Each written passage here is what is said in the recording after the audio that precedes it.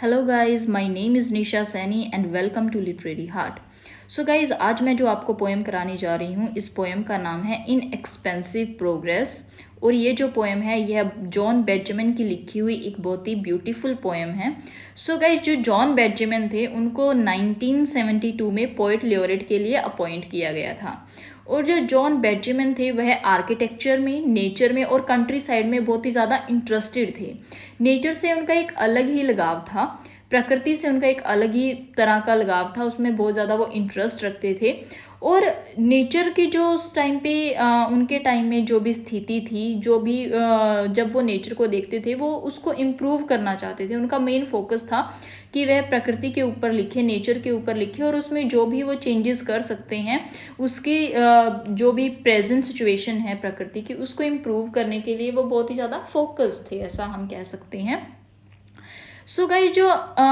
जो आज की हमारी पोएम है इनएक्सपेंसिव प्रोग्रेस, जब जॉन बेंजामिन ने यह पोएम लिखी थी तो उस टाइम पे जॉन बेंजामिन देखते थे कि किस तरह जो ह्यूमन बींग्स हैं वह बिना सोचे समझे जो नेचर है उसको डिस्ट्रॉय करते जा रहे हैं, जो प्राकृतिक इन्वायरमेंट है हमारा उसको ख़त्म करते जा रहे हैं और उसके स्थान पर नई नई बिल्डिंग्स बनाई जा रही हैं, उसके जगह पर नए नए मॉल्स बनाए जा रहे हैं, इंडस्ट्रियल एरियाज़ बनाए जा रहे हैं। तो जो ह्यूमन बींग्स हैं वो कितने सेल्फिश हो गए हैं कि अपने थोड़े से बेनिफिट के लिए और अपने थोड़े से प्लेजर के लिए वो किस तरह ये जो हमारी नेचर है, हमारा प्राकृतिक इन्वायरमेंट है, इसको ख़त्म करते जा रहे हैं।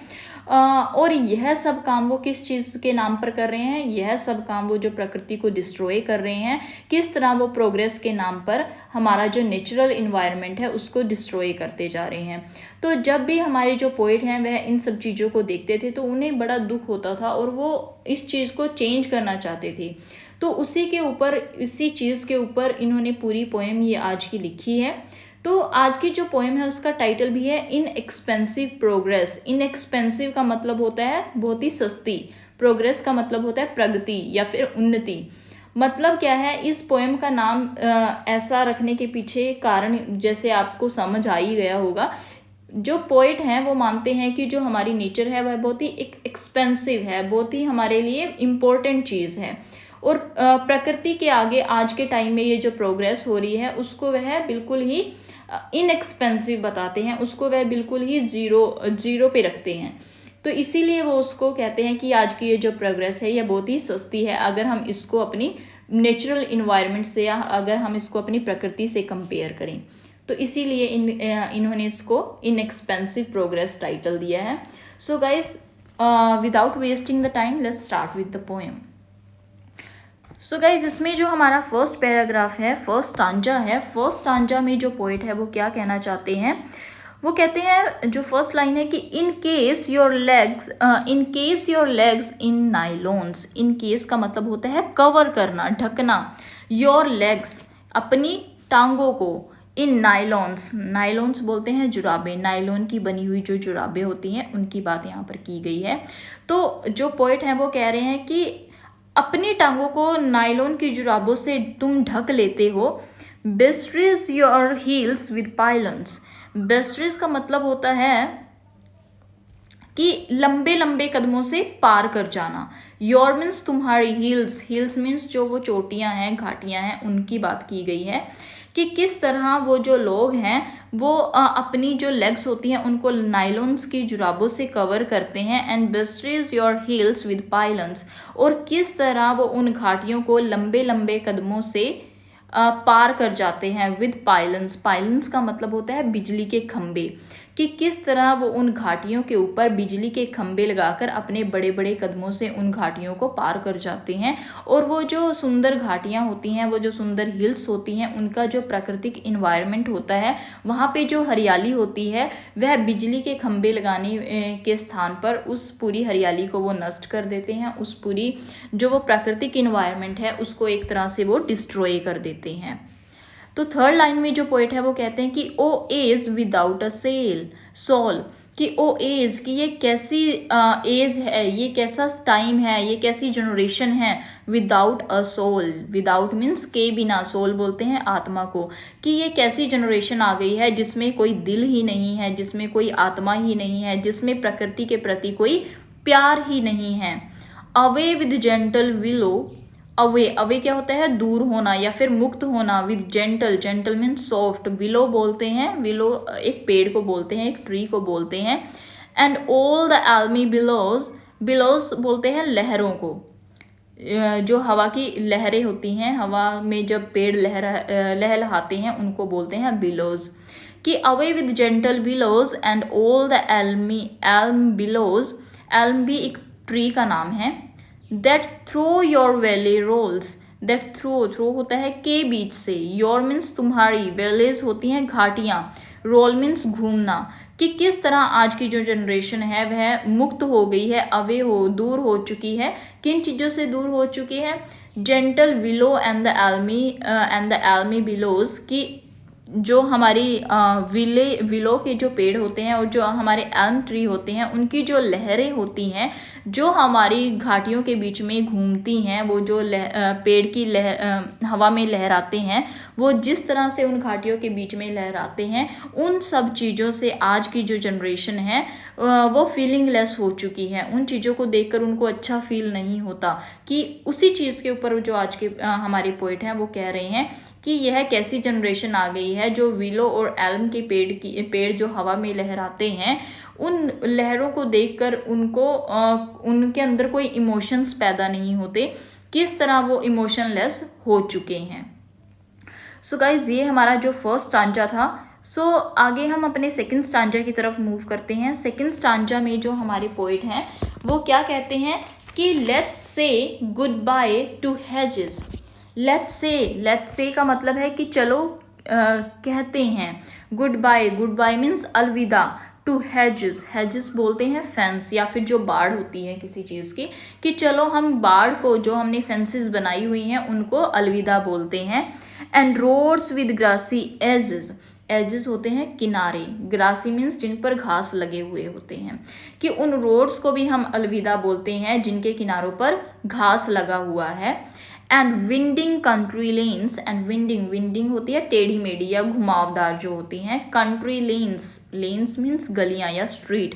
कि चलो हम जो कंट्री की जो टेढ़ी मेढ़ी गलियां हैं उनको भी हम अलविदा कहते हैं। Let all things travel faster, travels means यात्रा करने दो, फास्टर मीन्स जल्दी, कि चलो हम सभी चीज़ों को जल्दी से मूव करने देते हैं, जल्दी से उनको ट्रैवल करने देते हैं, तेज गति से उनको ट्रैवल करने देते हैं।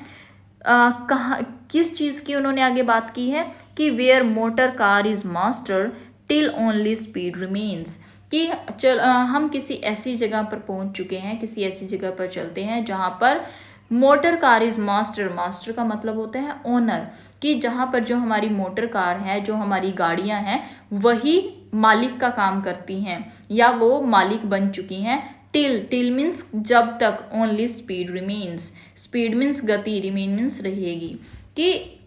चलो हम सभी चीज़ों को तेज गति से मूव करने देते हैं, किसी ऐसी जगह पर चलते हैं कि जब तक स्पीड रहेगी तब तक सिर्फ जो मोटर कार्स होंगी, जो गाड़ियां होंगी, वही मालिक होंगी, वही एक ओनर का काम करेंगी, वही एक उन चीज़ों की ओनर होंगी, कि चलो हम किसी ऐसी जगह पर इतनी या फिर इतनी तेज गति से ट्रैवल करते हैं। सो गाइज, ये हमारा सेकंड पैराग्राफ था, सेकंड स्टांजा था।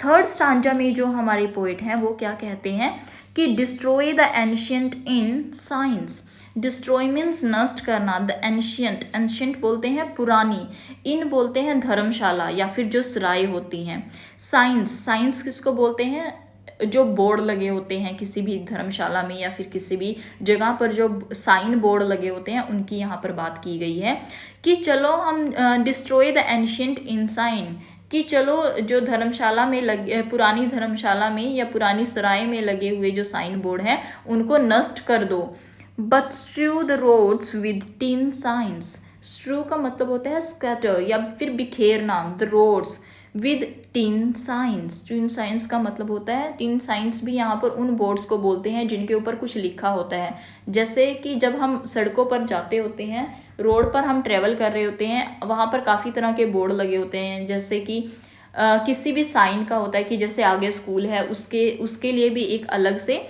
साइन वाला बोर्ड लगा होता है, तो उन बोर्ड्स की ही बात की गई है। यहाँ पर इन्होंने सेकेंड लाइन में क्या कहा है कि but through the roads with tin signs keep left M4 keep out, कि चलो हमारे जो रोड हैं उन पर हम टिन साइंस वाले जो बोर्ड हैं उनको बिखेर देते हैं, जिनके ऊपर क्या लिखा होगा, keep left M4 keep out, जिनके ऊपर लिखा होगा कि कीप लेफ्ट M4 बोलते हैं हम मोटरवे को, और कीप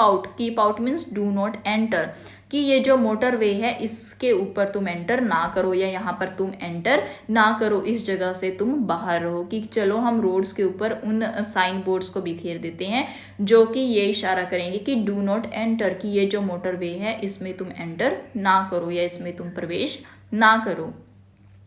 कमांड, इंस्ट्रक्शन, वार्निंग, कि ये जो सड़कें होंगी इनके ऊपर कमांड क्या होते हैं, ऐसे बोर्ड होंगे जिन पर आदेश लिखे होंगे, इंस्ट्रक्शंस लिखे होंगे, और वार्निंग्स जिन पर चेतावनियाँ लिखी होंगी, कि ये जो रोड्स हैं वो आदेशों से, इंस्ट्रक्शन से और चेतावनियों से भरपूर होंगे।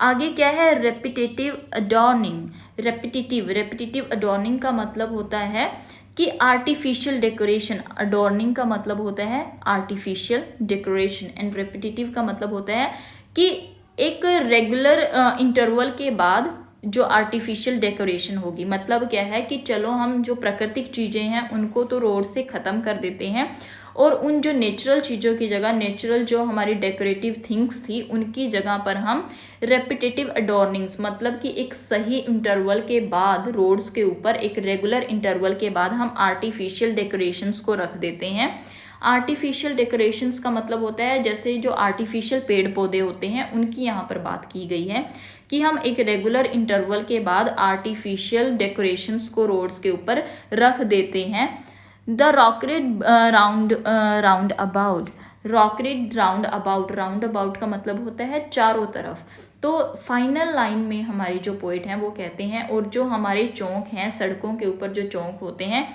उसके चारों तरफ हम क्या करते हैं, रॉकरीड का मतलब यहाँ पर होता है, आपने जैसे देखा भी होगा कि पत्थरों के बीच में जो पेड़ पौधे लगाए जाते हैं उनको बोलते हैं रॉकरी, कि पत्थरों के बीच में लगे हुए जो पौधे होते हैं। तो इस लाइन का, लास्ट लाइन का हमारा मतलब है, यहाँ पर जो पोइट हैं वो कह रहे हैं कि चलो हम चौक के चारों तरफ पत्थर रख देते हैं और उन पत्थरों के बीच में हम छोटे छोटे पेड़ पौधे लगा देते हैं। मतलब क्या है कि वहाँ पे नेचुरल चीज़ें ना रखने की बजाय हम पत्थरों के बीच में उस चौक को डेकोरेट करने के लिए वहाँ पर पौधे लगाते हैं। मतलब कि इस पूरे पैराग्राफ में यही कहने की कोशिश की जा रही है कि जो रोड्स हैं उन पर ऐसे साइंस लगे हुए हैं, ऐसे जो साइन लगे हुए हैं जो कि कहते हैं कि डू नॉट एंटर, या फिर जिनके ऊपर कमांड, इंस्ट्रक्शन और वार्निंग्स लिखी हुई हैं, और वो इसमें कहना चाहते हैं कि किस तरह जो प्राकृतिक चीज़ें हैं वो ख़त्म होती जा रही हैं, और प्राकृतिक चीज़ों की जगह, प्राकृतिक पेड़ पौधों की जगह किस तरह जो रोड्स होते हैं उन पर डेकोरेटिव, आर्टिफिशियल डेकोरेशन वाली चीज़ें रखी गई हैं। तो उन्हीं सब की बात इस थर्ड पैराग्राफ में की गई है, थर्ड स्टांजा में की गई है। So let's move to the fourth stanza. Fourth stanza में जो पोइट हैं वो क्या कह रहे हैं, for every row obscenity must have its small amenity. Obscenity बोलते हैं गाइज हम अश्लीलता को या फिर बेहुदापन, कि फॉर एवरी रो ऑब्सिनिटी, की हर एक रो ऑब्सिनिटी के लिए, हर एक अश्लीलता के लिए मस्ट हैव जरूर होनी चाहिए इट्स स्मॉल, थोड़ी सी एमिनिटी बोलते हैं सुख सुविधा को, कि हर एक अश्लीलता के लिए वहाँ पर थोड़ी बहुत सुख सुविधा जरूर होनी चाहिए। या फिर हम ऐसे भी बोल सकते हैं कि सुविधाओं के नाम पर जो अश्लील मनोरंजन का प्रबंध हो रहा है उन सब की यहाँ पर जो पोइट है वो बात कर रहे हैं। आगे जो पोइट है वो कहते हैं it's patch of shaven green, it's patch यहाँ पर बोलते हैं कि जो घास होती है, कट की गई घास होती है, उसको बोला गया है शेवन ग्रीन का मतलब है कटी हुई घास। पैचेस हम बोलते हैं जो बड़े बड़े टुकड़े होते हैं जमीन के ऊपर, जो बड़े बड़े भाग या छोटे बड़े जो भी भाग होते हैं उनको पैचेस बोलते हैं, कि जमीन के ऊपर वो जो शेव की गई घास के जो भी पैचेस बनाए गए हैं उनकी बात की गई है। Its patches of shaven green and hoarding look a wonder in bank of floribunda with flood lights in between. Third line में जो पोइट हैं वो कहते हैं कि its patches of shaven green, कि वहाँ पर क्या किया गया है, उन सुख सुविधाओं के नाम पर अश्लील मनोरंजन का प्रबंध किया गया है। और कटे हुए जो घास के स्थान पर क्या उन्होंने लगाया हुआ है, मतलब कि जमीन पर जो घास है उसको काट कर रखा गया है और उस जगह पर क्या लगाया हुआ है, 4th लाइन में बताया गया है। एंड होर्डिंग, होर्डिंग बोलते हैं बड़े बड़े जो एडवर्टीजमेंट के, जो एडवर्टाइजिंग के पोस्टर होते हैं उनकी बात की गई है। Look a wonder, look a wonder, look means लगते हैं, वंडर मीन्स आश्चर्यजनक। और वो जो शेव की गई घास है, कटी हुई जो घास है, वहाँ पर उन्होंने एडवर्टाइजिंग के बड़े बड़े पोस्टर लगाए हुए हैं, लुक अ वंडर, जो कि बहुत ही आश्चर्यजनक या बहुत ही अच्छे वहाँ पर लगते हैं। आगे है कि इन बैंक्स ऑफ फ्लोरिबंदा, बैंक बोलते हैं किनारों को, ऑफ फ्लोरिबंदा, फ्लोरिबंदा बोलते हैं कल्टीवेटेड जो हाइब्रिड रोजेस होते हैं, मतलब कि फ्लोरिबंदा उन रोजेस को बोलते हैं जिन पर स्प्रे वगैरह की जाती है, और जो बड़े बड़े रोज के फ्लावर्स होते हैं उनको यहाँ पर फ्लोरिबंदा बोला जाता है। कि वो जो उन्होंने जहाँ पर वो बड़ी बड़ी एडवर्टीजमेंट के जो पोस्टर लगाए हुए हैं, वहाँ पर जो रास्ते बनाए गए हैं, उन रास्तों के जो बैंक्स हैं, जो किनारे हैं, उन पर बड़े बड़े जो हाइब्रिड रोजेज हैं, रोज फ्लावर्स हैं, उनको लगा दो with flood light in between. Flood light बोलते हैं ब्राइट लाइट को, जो बहुत ही चमकदार जो चमकीली लाइट्स होती हैं, ब्राइट लाइट होती हैं, with bright light in between, in between means बीच में। और वो जो रोजेस के फ्लावर हैं उनके बीच में बहुत ही तेज रोशनी वाली जो लाइट्स हैं वो लगा दो। तो ये सब हमारा 4th पैराग्राफ था गाइज। 5th पैराग्राफ की तरफ अब हम मूव करते हैं। तो 5th पैराग्राफ में जो हमारी जो पोइट हैं वो क्या कहते हैं कि leave no old village standing, leave means छोड़ना, नो मीन्स कोई भी नहीं, ओल्ड विलेज मीन्स पुराना विलेज, कि किसी भी पुराने विलेज को, किसी भी पुराने गांव को मत रहने दो। Which could provide a landing for aeroplanes to roar, aeroplanes जैसे जहाज, टू रोर मीन्स गरजते हुए, मतलब कि किसी भी ऐसे विलेज, किसी भी विलेज को मत रहने दो और एक ऐसी जगह बनाओ जहाँ पर which could provide a landing place, मतलब कि जो प्रोवाइड कर सके, जो हमें प्रदान कर सके, एक ऐसा लैंडिंग प्लेस प्रदान कर सके। लैंडिंग बोलते हैं जहाँ पर जो एरोप्लेन होते हैं वो लैंड करते हैं, जो उतरते हैं, मतलब कि उन विलेजेस की जगह पर एक ऐसी जगह बनाई जाए जो हमें एक ऐसी जगह दे, एक ऐसी जगह प्रोवाइड करें जहाँ पर हम गरजते हुए जो एरोप्लेन्स हैं उनको उतार सकें। रोरिंग, टू रोर, रोर का मतलब होता है गरजना, एरोप्लेन्स मीन जहाज, जहाँ पर मतलब कि एक ऐसी जगह बनाओ जहाँ पर हम गरजते हुए, उन नॉइस पैदा करते हुए जो एरोप्लेन है उनको लैंड करा सके, उनको उतार सके। आगे है but spare such cheap defacement, but spare, spare means छोड़ दो, सच मीन्स ऐसी, चीप, चीप मीन्स घटिया या सस्ती, डिफेसमेंट, डिफेसमेंट बोलते हैं अगली थिंग्स, जो कि भद्दी या पुरानी चीज़ें हैं, पर ऐसी कुछ सस्ती या घटिया जो पुरानी चीज़ें हैं उनको छोड़ दो। किन घटिया या पुरानी चीज़ों की यहाँ पर बात की गई है, एज हर्ट्स, जैसे कि हर्ट्स हो गई, जैसे कि पुरानी झोंपड़ियाँ हो गई। विद शैटर्ड केसमेंट, शैटर्ड होता है टूटी फूटी, केसमेंट मीन्स विंडोज़, मतलब कि तुम जो पुरानी टूटी फूटी विंडो वाली जो झोंपड़ियाँ हैं उनको तुम छोड़ दो। Unlived in since the war, unlived means संजीव हैं, जो कि जीवित हैं या फिर जो अभी भी स्थापित हैं। सिंस, सिंस टाइम के लिए यूज़ करते हैं हम, जब हम टाइम पीरियड बताते हैं कि किस टाइम की हम बात कर रहे हैं। The war, war means 2nd world war की यहाँ पर बात की गई है। कहते बट कुछ ऐसी अगली चीज़ों को छोड़ दो, जैसे कि हट्स हो गई जिसकी जो विंडो है वो टूटी फूटी है, और वो हट है वो किस टाइम की है, 2nd वर्ल्ड वॉर का जो टाइम था उस टाइम से जो हट्स वहाँ पर लगी अभी भी स्थापित हैं, उन हट्स को छोड़ दो। बट जो पुराने विलेजेस हैं उनको तुम डिस्ट्रॉय कर दो, उनको नष्ट कर दो, और उनके स्थान पर एक ऐसा प्लेस बनाओ जहाँ पर जो एरोप्लेन हैं उनको लैंड कराया जा सके, उनको उतारा जा सके। सो गाइज, जो हमारा नेक्स्ट स्टांजा है, नेक्स्ट स्टांजा में जो हमारे पोइट हैं वो क्या कह रहे हैं, let no provincial high street, let no provincial, provincial का मतलब होता है कि कोई भी स्थानीय या फिर कोई भी ऐसी जगह जो out of the capital city, कि राजधानी के बाहर की जो हाई स्ट्रीट बोलते हैं main market, let no provincial high street, कि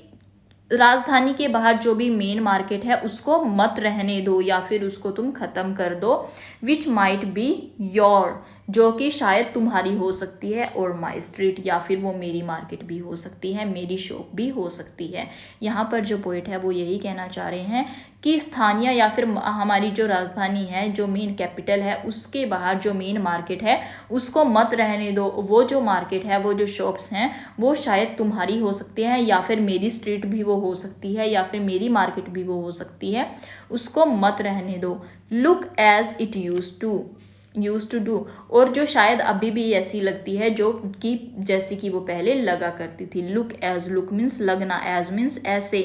it use to do means जैसी वो पहले लगा करती थी, कि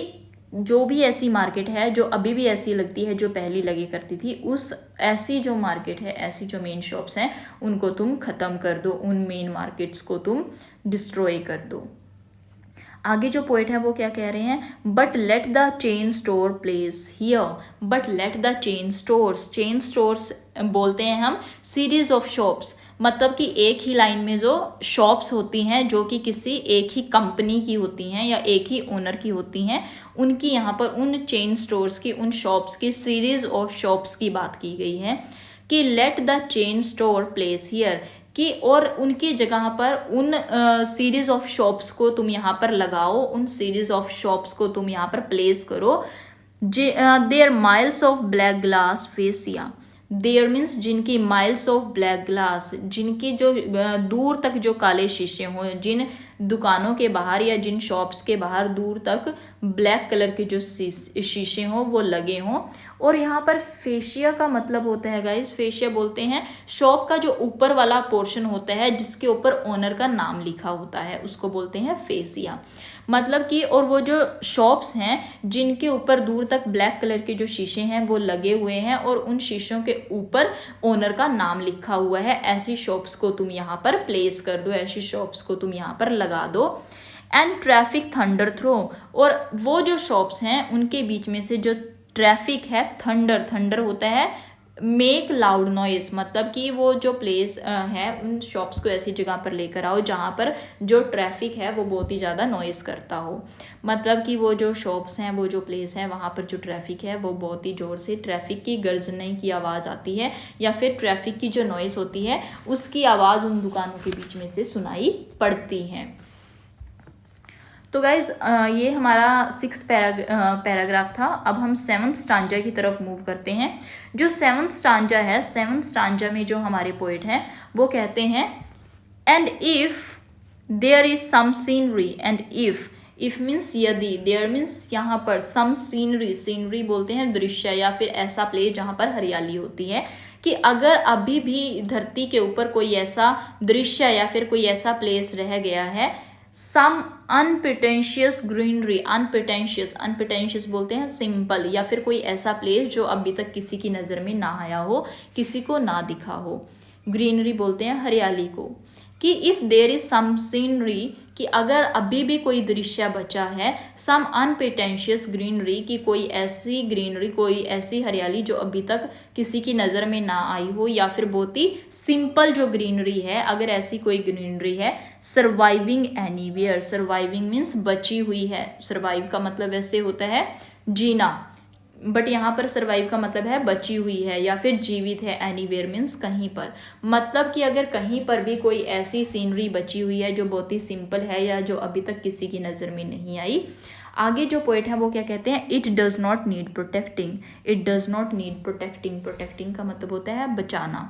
कि it does not need means ज़रूरत, कि उसे बचाव की ज़रूरत नहीं है, तो उसे हमें बचाने की ज़रूरत नहीं है। For soon we will be erecting, for soon क्योंकि जल्द ही, वी विल बी इरेक्टिंग हम जल्द ही इरेक्ट करेंगे, इरेक्ट करने का मतलब होता है इंस्टॉल करना या फिर खड़े करना, क्योंकि हम जल्द ही वहाँ पर भी इंस्टॉल करेंगे आप power station, their power station बोलते हैं ऐसी जगह जहाँ पर बिजली पैदा की जाती है। तो यहाँ पर जो लास्ट की 3 लाइन्स हैं उनमें जो पोइट है वो कहना चाह रहे हैं कि अगर अभी भी कोई ऐसी जगह बची हुई है तो उसे हमें प्रोटेक्ट करने की ज़रूरत नहीं है, क्योंकि जल्द ही उस जगह पर भी बड़े बड़े जो पावर स्टेशंस हैं उनको इरेक्ट कर दिया जाएगा, उनको इंस्टॉल कर दिया जाएगा, या फिर उन पावर स्टेशंस को वहाँ पर खड़ा कर दिया जाएगा और वो बचे हुई जो ग्रीनरी है उसको भी डिस्ट्रॉय कर दिया जाएगा ह्यूमन बींग्स के द्वारा। सो गाइज, अब हम अपने जो फाइनल स्टांजा है, फाइनल स्टांजा की तरफ मूव करते हैं। फाइनल स्टांजा में जो पोएट हैं वो क्या कह रहे हैं,